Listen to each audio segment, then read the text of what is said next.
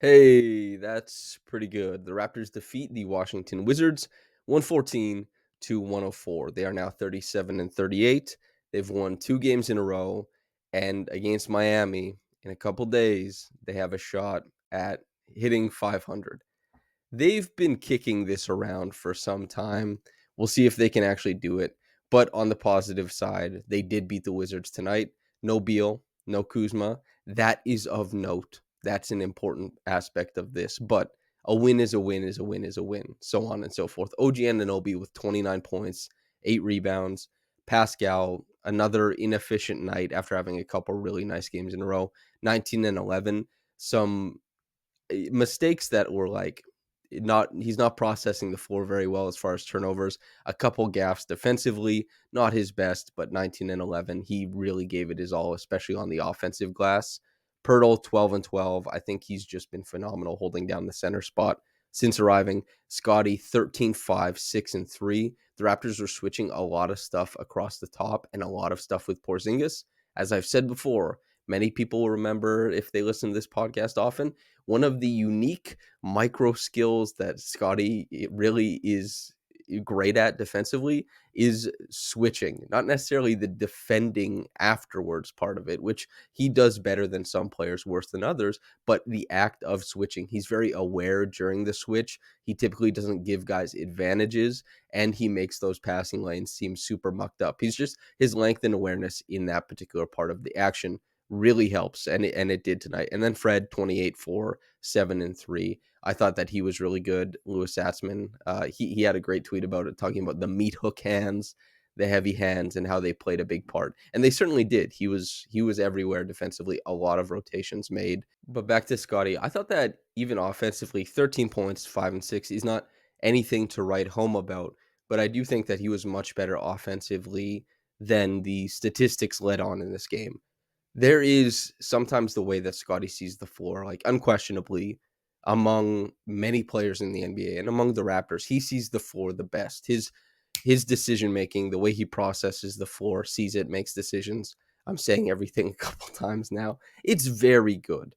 And despite only having the 6 assists, which is above his season average, but not super robust, despite 13 points, which is below his season average and not super robust, so much of him touching the ball and helping move the Raptors through actions was of a major benefit to the team. And so there's hockey assists, there's looks that ended up as free throws, there's looks that just weren't converted on, but I thought he made really great decisions with the basketball. And this is another game where the Raptors, like, he's 0 of 2 from 3. He shoots 5 of 14 from the floor. It's not really inherent how he's going to navigate it, and especially with all the size on the inside, like Gafford and Porzingis, for example, right? Even Denny Avdija pinching in is a really nice defender, and both he and Siakam struggled to create against it for their own looks. But man, I just think Scotty, every time he touched the ball, there's like that King Midas thing going on. Like he touches it, it's golden. I really, really liked his performance tonight. I thought he was great. What else is great? The sponsor of this podcast, yes, it's I'm Samson Folk. This is the Raptors Reaction Podcast, but it is also sponsored by Goldfinger Law. And you know what's great about that? About them? You only pay if you win. That means if you lose, you don't owe them a dime. The advantages are pretty obvious to that. They're inherent. You can give it a go, see what legal proceedings you can muster, they can muster, you all can muster. If you lose, hey, fair's fair. No fees paid. If you win, fair's fair. Thanks for winning the case. Anyway, if you're interested, 416-730-1777. I'll tell you what I'm interested in. OG Anunoby's 29 points.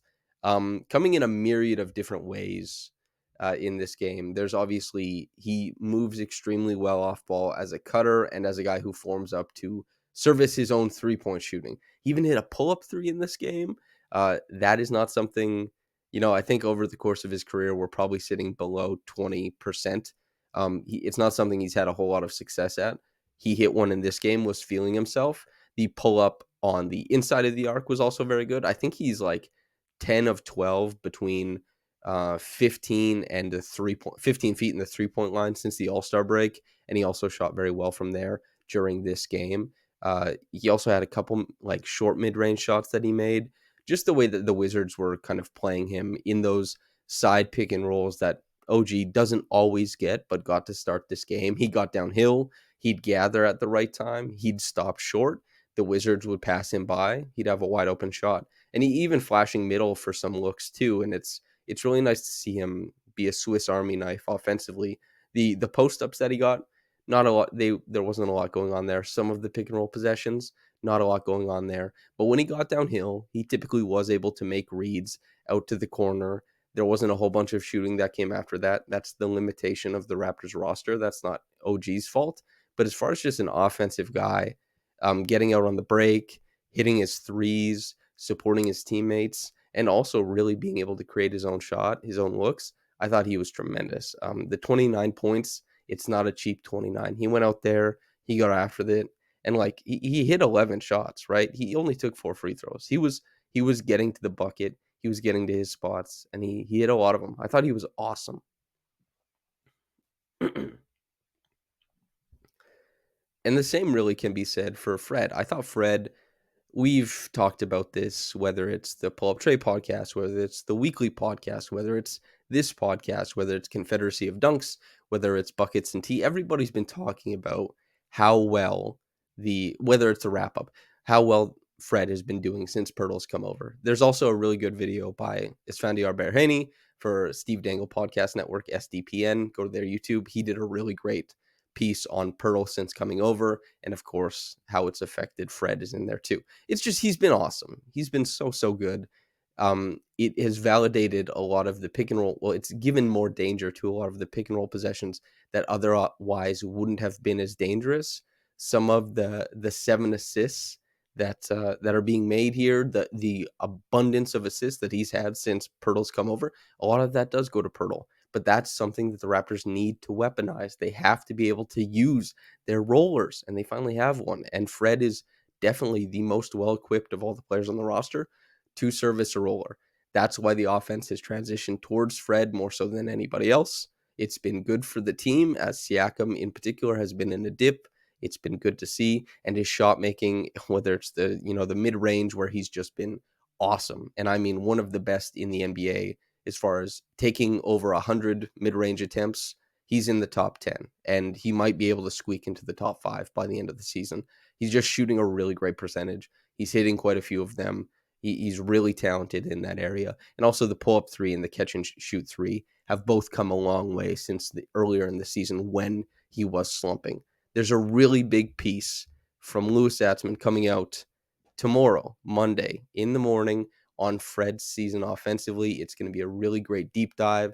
It's going to be fantastic. I suggest anybody who's listening to this gear up to read that. Fred was also really great tonight. The rest of it, I talked about Scotty, Pascal, some of the struggles that we're used to. Like, you imagine Pascal struggling to beat a guy off the dribble, not being able to dominate him physically, and everybody in their mind can kind of recall when that has happened, where that has happened. It's a similar thing that happened with Denny Avdija tonight. At least Avdija is like a really impressive defender, and having Porzingis hanging around the rim, that's going to be trouble too. So at least there's a better excuse, but not his best game. And the 3 turnovers he had, I thought it was lazy basketball. 1 pass away turnovers, just no thought goes into them. Just he's not setting up he or his teammates for success when he does that. It's tough to watch those because those are so easy to avoid if you just, you lock in just a little bit more. Something that come playoff time, I expect him to exercise from his arsenal of decisions, I suppose. Will Barton, and unfortunate, he got injured during this game, and it was after he had a layup, after he had a nice assist coming downhill. I just wrote about the 3 end of bench guards, Doughton, Malachi Flynn, and Barton, and kind of how I see each of them contributing to this team. And the takeaway from that piece is, as I've been banging the drum since, Summer League until now, I like Doughton Jr. quite a bit. I also think Doughton Jr. is the best of those 3 guards. We'll talk a little bit more about him later. But Barton with some really nice plays, and for strengths that I outlined in that piece, he gets injured, though, and he has to come out. So we'll see what's happening with that. No updates. Chris Boucher, 6 points, 7 rebounds. he has such a presence against teams that if you try and guard him with a wing, I think that Boucher does a really good job of recognizing when and where he's capable of, asserting his physical advantages, especially being such a big, long guy. I thought that he made the Wizards feel his presence on the offensive glass, and especially like even though he didn't make a three offensive rebounds, a little bit on the defensive glass as well. I thought that Chris Boucher was good in his 22 minutes. Jeff Dunn Jr. plays 19 minutes. He has 3 points, 2 rebounds, 4 assists. Should have been 6 assists. One pass he made at the end of the shot clock was just a bullet, like no look right to Christian Koloko. Koloko fumbled it, wasn't able to put it into the rim. Even though if he had just caught it, it would have been a wide open dunk. Great look from Dunn Jr. He's still like, and I don't want to undersell his defense, so I'll start with that. His defense was really, really good. It's not like the Wizards, this version of them between like DeLon Wright, Corey Kispert, Johnny Davis, Goodwin, Kendrick Nunn. None of these guys are going to make you really worry a bunch about how they initiate at the point of attack. Even though DeLon Wright he's very crafty. He's had good games against the Raptors this season. I thought that Jeff Doughton Jr. stepped in and was tremendous, locking down a bunch of different a bunch of different ball handlers, I should say. He was tremendous. He is maybe the best point of attack defender in the organization, and that's Eric Curry said the same. So it's of note, and he continues every time he steps into games to make an impact on defense. The offense is still kind of muted. It's not a huge part of his game. You can tell he's hesitant to try and imprint on that side of the floor. He wants to boomerang to guys. Like the ball comes to him, he wants to hit him back. He's like, I'm out here to help you guys. You're the scorers. I'm going to get mine on defense. But the thing is, Doughton Jr. is a much better offensive player than he's currently playing at the NBA level, and a lot of it has to do with aggressiveness. He doesn't want to shake. He doesn't want to shake things up. He doesn't want to ruffle feathers. I get it, but some of these possessions, I would like a little bit more aggressiveness, especially trying to take guys off the bounce with his exceptional first step. But he hits a triple. He makes a lot of good decisions for his teammates, putting them in positions to succeed. I thought he was good. The defense, I thought, was great. I'm really interested to see what his story with the Raptors looks like. Not even just to finish out this season, but perhaps next season as well. We got Precious minutes, and Precious, man, it wasn't. He's at the end of the bench right now. He hasn't been able to give the Raptors anything consistently, and it's in flux. Like he's having a tough time adjusting to the different role that he's been asked to play since Poeltl arrived. And Koloko, for example, who he plays 15 minutes, he doesn't score at all. He gets 3 steals, he gets a block. That first steal where he stepped up and blitzed, a pick and roll. I can't remember if it was DeLon, maybe it was Johnny Davis, I think, where he blitzes the pick and roll. Those arms go up into the sky, and Johnny Davis tries to pass over it. It's not close. He gets the steal in that case. They get a run out. They score a basket. That's awesome to see. He also has a really great low man rotation for a block. It's just he's got so much length, and this is something Chris Boucher talked about after the last game. Koloko is a really willing learner. He's very coachable. He's a guy who's always picking the brains of the other guys on the roster, trying to improve defensively so that his decision making can be as impressive as his length and his quickness for the position. Like relative to his contemporaries, he's a pretty quick guy, which means he can navigate some defensive actions a little bit better. And as soon as he starts to figure out like the route efficiency, the decision making that adjoins all this stuff, he's going to be really, really impressive. And that's not even to say that he hasn't been really impressive so far. As far as a rookie season goes, yes, he had time in the G League. Yes, there's been some ups and downs. But as far as like a second round pick, Koloko, fans, himself, the organization, I'm sure just from asking around, everybody seems to be really happy and encouraged with how he's performed so far. And Achua, it's a real shame that Achua can't come into these games and consistently leave a better mark than Koloko's leaving. There's not a big age difference between the two. Like Achua is, I think, like maybe 4 or 5 months older. It's not a huge difference there, but Achua has a lot more experience. He's played a lot more NBA minutes, and he's really talented. I want to see him find his way.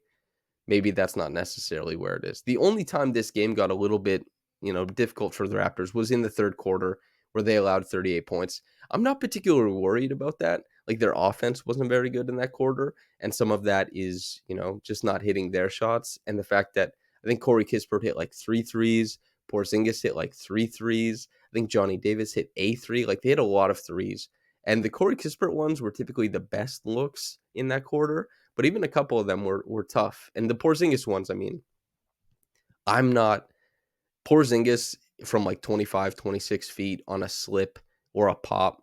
And yeah, there was one play where Scotty and Pascal, they mixed up the coverage, and maybe, Porzingis hit just a straight on 3. But I don't think that the Raptors, you have to like lose your mind about Porzingis from 26 feet or something like that. You just can't let that shot make your game plan crumble. Your defensive scheme crumble. Sometimes they go in, sometimes they don't. There's a reason that the Wizards only ended up with 104, and there's a reason that Porzingis, he cooled off a little bit from 3 and overall. Like, he didn't hit every short mid-range shot when he flashed middle. He didn't do that. And the Raptors, for what it's worth, there was a lineup with, I believe, OG Anunoby, Scotty Barnes, Boucher, Delton Jr., and Koloko, that they just demolished them. I think they went on a 13-2 run. This was a lineup where, once again, Delton, he hit a 3 during this stretch, but he's just moving the ball along. They could have used a little bit more aggressiveness, perhaps, but they got a lot of stops. They got a lot of runouts, and OG was hitting his shots during this stretch. Scotty, I think, was pushing pace. Koloko, Boucher, they were big on both sides of the floor as far as it pertains to the paint. So I just thought it was a really fun game. I thought they performed admirably, and that lineup is reminiscent of some of the Funk Fest lineups that were so good last year, typically with Pascal at point guard and like no guards anywhere. Like, these no guard lineups that the Raptors managed to win a ton of minutes with last season, that they haven't won a ton of minutes with this season. Nice to see. If for over the past 4 or 5 games, those types of lineups have actually been pretty successful. Something interesting, something to note. But yeah, I thought it was good. The Reggie Evans Award, I'm going to give it to Jakob Poeltl.